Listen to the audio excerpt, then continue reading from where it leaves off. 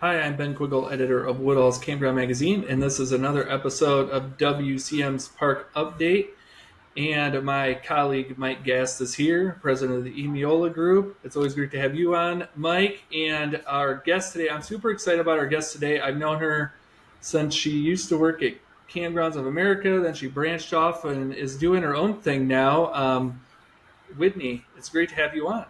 Nice to be here. Thanks for Full having me. disclosure, full disclosure, Whitney was my boss for about the last 6 months as a KOA. Not why you left, though, right? Unfortunately for her, I was maybe fortunately, I was also based in Hawaii during those 6 months, so she didn't see a lot of me. No, I didn't. I'd see you early in the like late, no, late in the early in Early in your my morning, morning. I was getting up at 4 o'clock in the morning for meetings. Yeah, yeah. Looking at your palm trees was never my favorite thing. My only revenge. So Whitney Scott is the co-founder of Walden Insights. Is it just Walden or is it Walden Insights or It's Insight? it's Walden. Okay. However, it's a popular name, so Walden.com was already taken. So WaldenInsights.com is the website. And you co-founded it with Joshua Smybert. Hopefully, I Mhm. pronounced that right. You I did. have a You horrible did. track You did record great. with names. And you guys, I mean, I guess just explain to the audience a little bit about Walden. I know it's a newer company, so you've been doing this for about 9 months now. I guess just explain a little bit about what you guys do at Walden.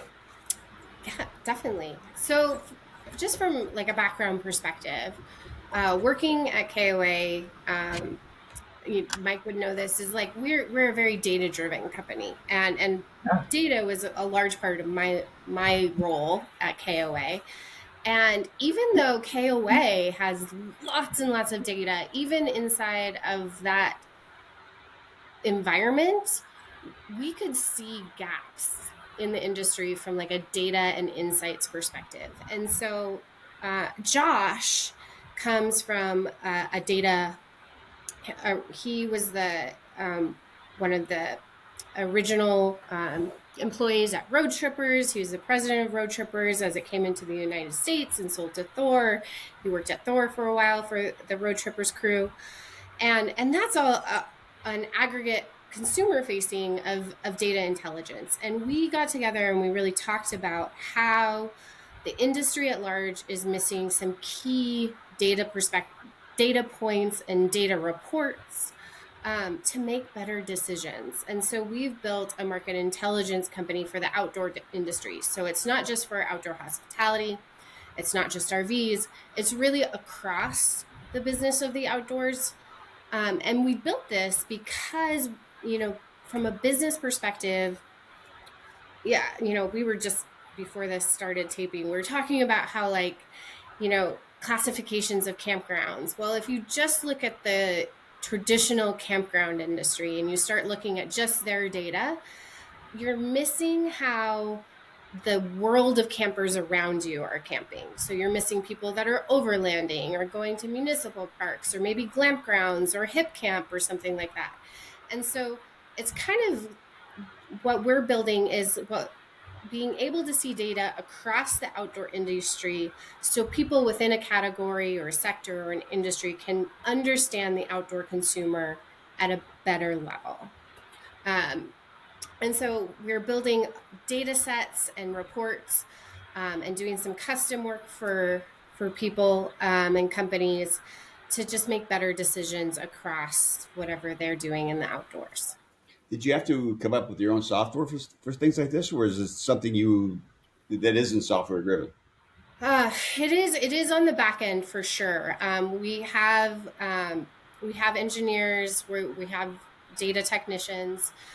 So on the back end, everything is custom built. We hopefully this year will be rolling out a platform that can actually be integrated into businesses and they can utilize. But right now, it's just for our purposes that we're building proprietary software to be able to spit out reports and data and work with the data.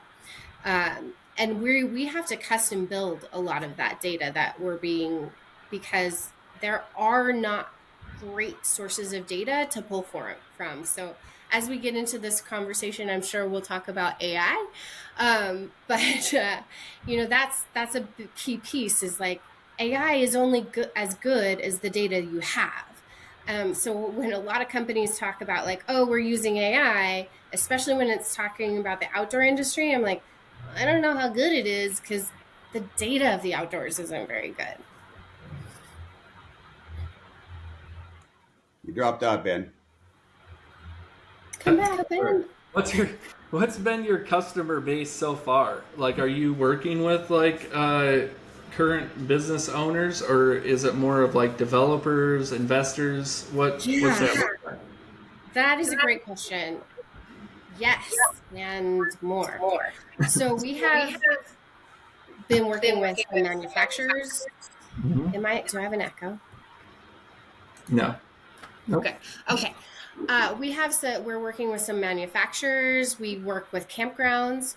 We work with outdoor retailers. Mhm. We do work with, right now, we're working with a lot of real estate investment companies, development companies, because they're trying to understand what is the right thing to build, not just can we build it, but what do customers really want us to build? So that we've been doing a lot of work there. We've also worked in conservation. Mhm. So it's interesting, but we don't really classify nonprofits and conservationists as a business, but really they're as much of a business as an a campground is. They have to make money, they have to maintain things. So we've been working a lot in that space as well, which is kind of the passion project of Walden, because really our philosophy of building this is, if we cannot make the business of the outdoors profitable, the outdoors will cease to exist, because other businesses will come in and say that piece of land is more valuable in real estate or in healthcare or in as a residential area. So we need to make the business of the outdoors profitable, or at least transparent. So what's the knowledge level like of the people that you start working with that probably haven't been in the outdoor industry before? Is it you really got to start at square one with those? Yeah, yeah. The onboarding process right now is intense. And especially when people come in from a research perspective, we have a lot of tests that they have to do. So we'll put them on a test project and say, like, we need you, like, you'll go through the onboarding. We'll put you in a test project to see if you really can understand. And there's some teaching moments, but just to make sure that like we're getting people qualified and up to speed on things. And then there's always expert level assistance. So like, even though we're aggregating a lot of data, even though the models technically should spit out a lot of the right things, Josh and I are making sure to come in and putting expert level insights on top of them. So that's the other thing, is because both Josh and I have worked um, in the C-suite level of major companies that have operated in the outdoors, we can also add that intelligence layer on top of it. We understand how campgrounds need to run. We understand how the outdoor consumer takes a road trip and actually chooses things along their way. And that's the really important part of things, right? A lot of research firms will put things out, but do you really understand what that data means and how to use it from a business perspective? So is there something in here for the little guy, the small operator? Yeah, definitely. A lot of it is actually geared towards the all. So right now, a lot of the custom work is, when we do a big service contract or something for like an RV manufacturer or accommodations manufacturer, those are all custom kind of pieces of work. But really, on a product level, it's all geared towards the everybody. So we have what is called like a land opportunity analysis. So one of the big gaps we see is someone comes in and finds a beautiful piece of land. This happens a lot, like that I see at the glamping show or something. Is like they find a beautiful piece of land and they're like, I think I should build a campground. And they go right into either like purchasing the land or starting to hire a architect or engineer or something, and they don't make sure that the land actually makes sense for that purpose. Is it so the land opportunity analysis looks at, for a pretty low cost, looks at the piece of land specifically from a site perspective, like what does the site, how many acres is it, what does the site actually tell us, what does the market tell us from an outdoor perspective, so who comes to this area, do they over index for fishing, what is the market actually telling us, even traffic patterns, like the highway that leads here, who is actually on this highway, so we pull in massive amounts of data to give the insights on this specific piece of land, and then we look at it from a competitive set. So from a market entry perspective, what kind of other campgrounds are here or glamp grounds, how many maybe hip camp people are here, so that even if you do choose to make a glamp ground, what kind of glamp ground might make the best sense, so that you can confidently buy that piece of land, so that you can confidently go to an architect and say, I think it makes sense for us to actually do a campground, maybe 100 sites with a mix of X, and then start the process of feasibility studies, et cetera, et cetera. But really kind of a gut check before you go into those major purchasing perspectives, because what happens is quite a few times since we've opened, someone comes with us with a drawing, and says, I have a beautiful piece of land. Here's, the concept. And I'm like, do you know that it makes sense to build a campground here? And they're like, well, it's a great piece of land. I'm Yeah.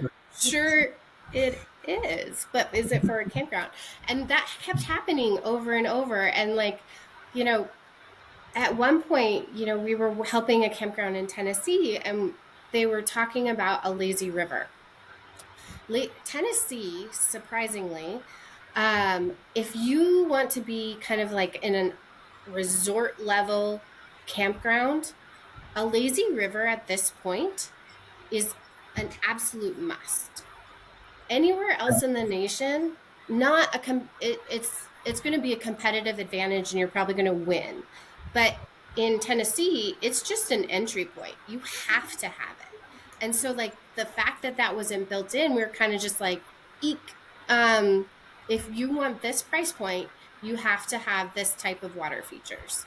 Like, you could do something over and above, but kind of this is the expectation level of that price point.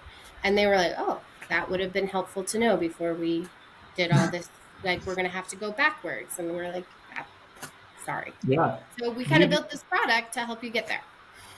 Do you do a lot of work? Do you do any work with existing like parks or like on marketing type stuff as well, I guess? Or yeah, we do. Yeah. So we do have some work in the existing sector, much more around the customer segmentation. So especially if you're operating, understanding who your current customer is, and being able to not only understand who that customer is, but build against kind of your core customer base. We can actually do data enrichment. So we take your customer base, segment them, and then create lookalike models for you by attaching different types of data to your data set to make a lookalike model that you can actually put into like Facebook and things like that. So that's a really powerful tool for existing campgrounds from like a marketing perspective. So do you think you're smarter than everybody else now because you're talking to manufacturers, you're talking to campgrounds, are you kind of the only people doing the soup to nuts from one end of the industry to the other? Well, first of all, I don't think I'm smarter than anybody. I think I we've almost thought done you things. were. Well, thank you. But no, I think we do things differently. First of all, when coming into the sector, like, oh my gosh, I kind of feel like crying. I don't want to compete against people that I value. Mhm. So I didn't want to just do something that somebody else was doing. I really wanted to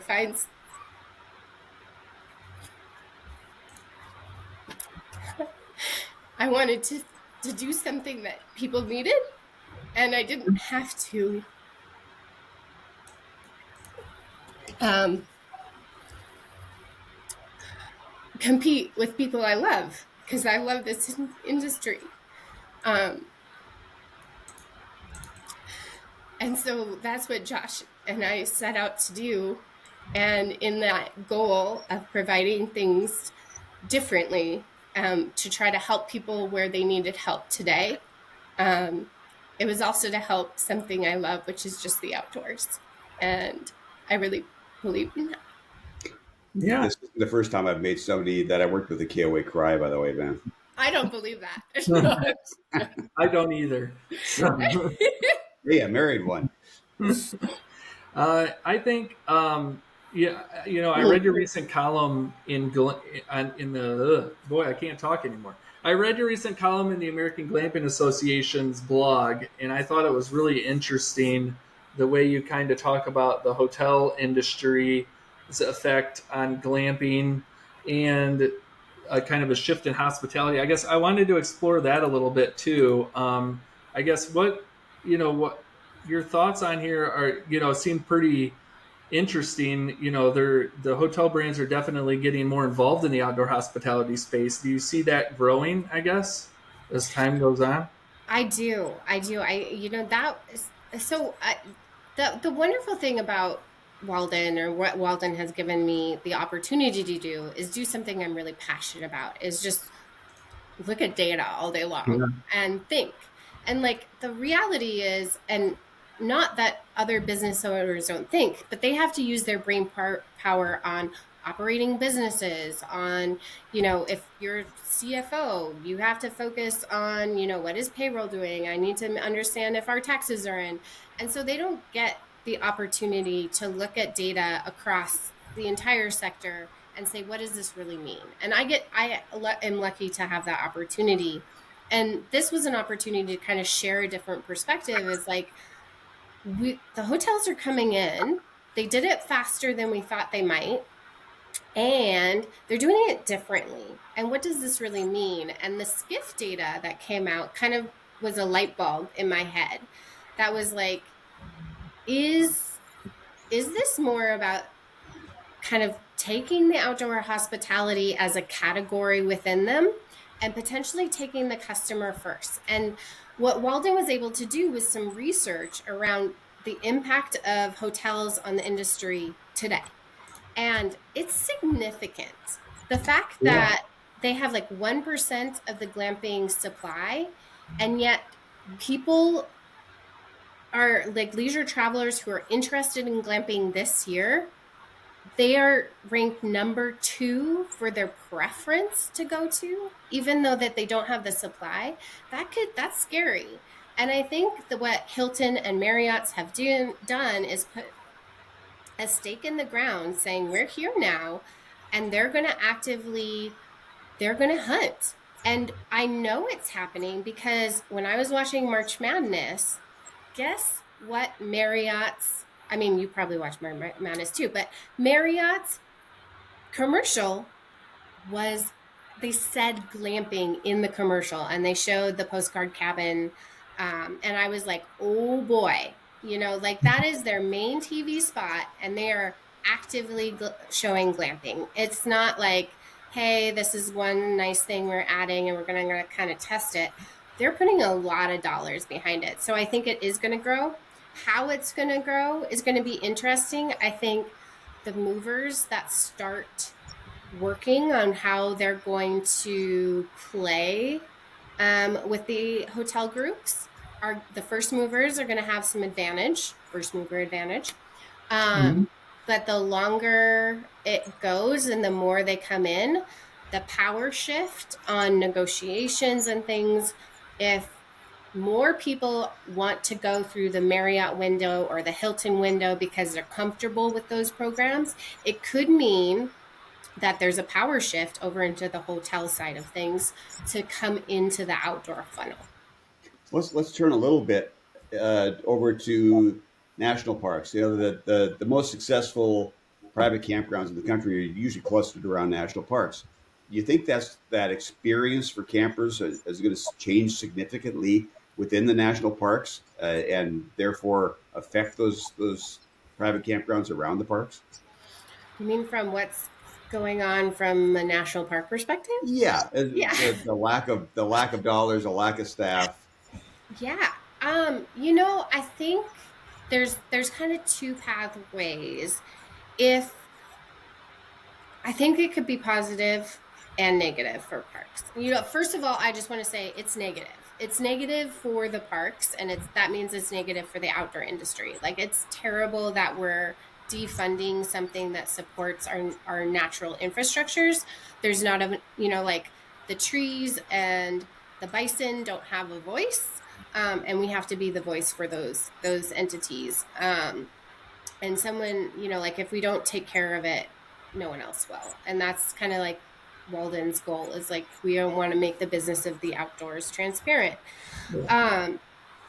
So if if they're understaffed, most likely the campground is spared. So there's kind of a bunch of negativity that could happen. So the campground experience could go way down. So if someone maybe for the first time goes camping and nothing's been taken care of, or their rig breaks down or something like that in the national parks, and they have a bad experience, they might not be coming back to camping. Or if their rig gets, there's the potholes aren't taken care of and they bust something on the RV, their RV could be taken out for the rest of the year because it's in the shop, meaning they're not camping right, and they can't go up to other campgrounds. If parks close, this could be positive, maybe a little bit for campgrounds. Is like, okay, a national park closure, so peripheral campgrounds might benefit. Mm-hmm. However, if X, Y, and Z family wanted to go to Glacier National Park and there's nowhere to camp, they're not going to make that road trip anymore. And potentially a lot of campgrounds could suffer because they don't see the traffic because national parks aren't being staffed. So there could be some campgrounds could feel a boost because the parks aren't in good shape, or they're being closed because no one's there to staff them. And so other parks get the business. But I would say, on a totality perspective, the national parks support so much camping behavior in and around those areas or across, the country, that we could see some significant downturns. And, just overall, we want those places being taken care of. We have to be proponents for the outdoors, and it's just been really unfortunate to watch. Yeah. How hard is it for you guys as a data company to keep up with all these economic factors and different things that can change that? I mean, you've got the Canadian stuff, the National Park Service issues, the tariff issues that can all impact, like, I guess, traveler behavior, correct? Yeah, that the uncertainty of things, right? Yeah. Data insights is all given off of trend lines, right? And Yeah. what's happening right now is there's no patterns, there's no stabilization, it's up and down and up and down, and you can't really, businesses and intelligence firms can't understand what's going on because it changes too quickly. So you're kind of in a state of chaos. And you would say, I mean, it's why Delta gives a report that kind of says, this is what we think the trajectory for travel is going to be. It's a very important report. They pulled it this year. They pulled it back and said, we cannot guarantee, we have no idea what's going to happen. And for them, such a big business, to say, like, we, we, we just don't know, and it's hard. And so I think that's the real thing, is that people are just, they don't not want to go camping, they don't not want to travel, but they're just kind of like, well, I think there might be a lot of closer to home traveling and camping. and maybe a little more conservative on spending, just because we don't know how much our dollar is going to go. We don't Mhm. know if the markets are up or down or over or out.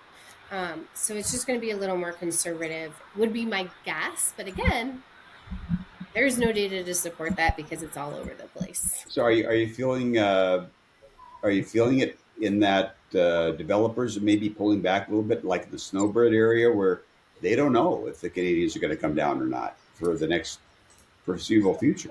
Well, I think, Ben, correct me if I'm wrong, but I think Woodall's just, said that some Canadian parks are feeling some boosts in reservations because they're looking home base. And I think, yeah, that could be a definite thing. Um, if Yeah. Canada puts tariffs on things from an RV perspective, that could definitely also impact US based reservations and Canadian support of our industry. Yeah.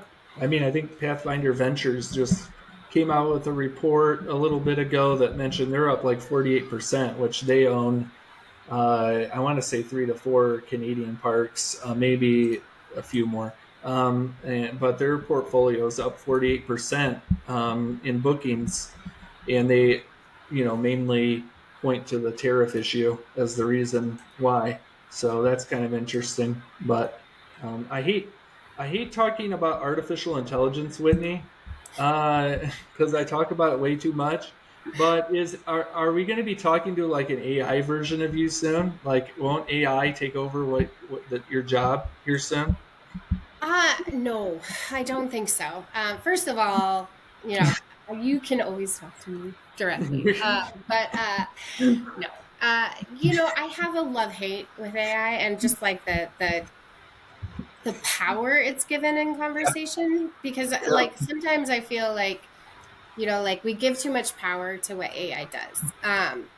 So we Yeah, use AI from like to help support the analysis of things. But like if one AI is built, it's an intelligence, right? So it's kind of like a market intelligence, but it can only learn from what it knows. So yeah, if the data is not good behind it, and you don't give it any new data, it can't make any better decisions. And it's also only as good as the trainer. So for instance, I don't you both probably played around with AI a lot to know sometimes you put something in that's really basic and it shoots out the weirdest. Like I've once gave them like what I had in my fridge, because I was trying to think of something to make for dinner, and I think I had like eggs. And what I meant is like, what do you think in these areas? Instead, it gave me like an egg. It was like an egg pasta dish, and it was like they put it over mashed potatoes or something because I had a potato, and it was like I didn't want you to use all of the ingredients. I wanted you to understand what I had so you could say, oh, you could make this out of maybe these two. And so you have to have a layer of intelligence and human insights on top of it. So where we use AI is more from like a modeling perspective, but we don't trust it and just spit it out. You've got to be able to look at it, look at what was inputted, look at the output, and then put some intelligence on top of it. Um, yeah. it's definitely a tool. It is not the answer. It doesn't build a house, but it is a hammer kind of thing.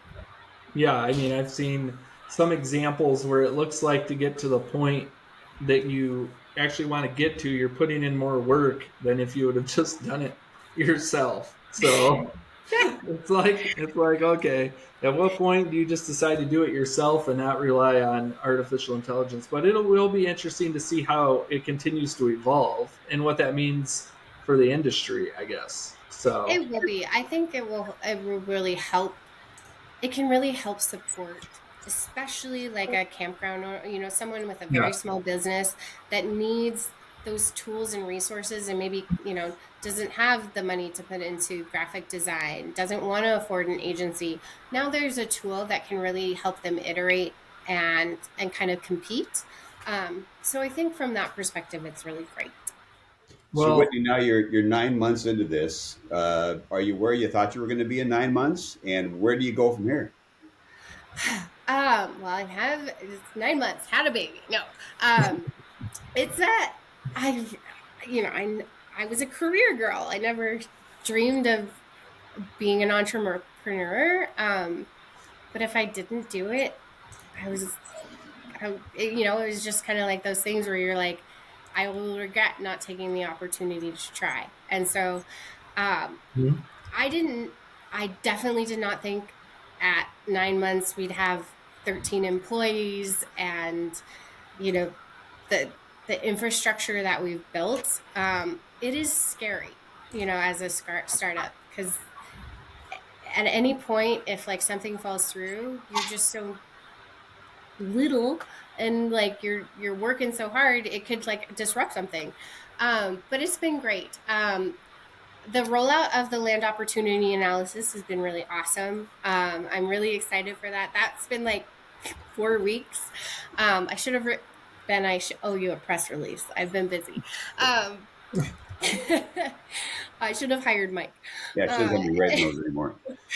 but we're, in this summer, we're coming out with an accommodations buying guide. So it's another kind of thing that we've really seen a need for, is like people are looking for something to help them compare accommodations as they want to get more and more into the glamping industry, and they just don't have the information to understand who are the vendors, what are the, like apples to apples data sets to make a good business decision. And so we spent thousands of hours putting this together. It'll come out either late June or early July, and I'm really proud of it. Well, That's that's awesome. well, we've all been to the glamping show, and one thing that struck me about the glamping show first time I saw it was that it was kind of like walking into the Star Wars bar. I mean, there was so much to look at, and stuff that you wouldn't even dream of that was sitting there. I don't know how you make a decision on what works for you. So I think that product might be a very popular thing. Yeah, yeah, definitely. I mean, I think I just came back from a summit, and I know they talked about that kind of stuff too. And so it's always something I think that park owners and developers and things always want to know, like what works for them and what are the pros and cons of doing certain things. So, yeah, good stuff. But I guess, how do people get in touch with you, Whitney, or your company? Not specifically you. Well, anything that you can get in touch with. Here's my AI. No, uh, yes, come visit us at waldeninsight.com. You can find me on LinkedIn.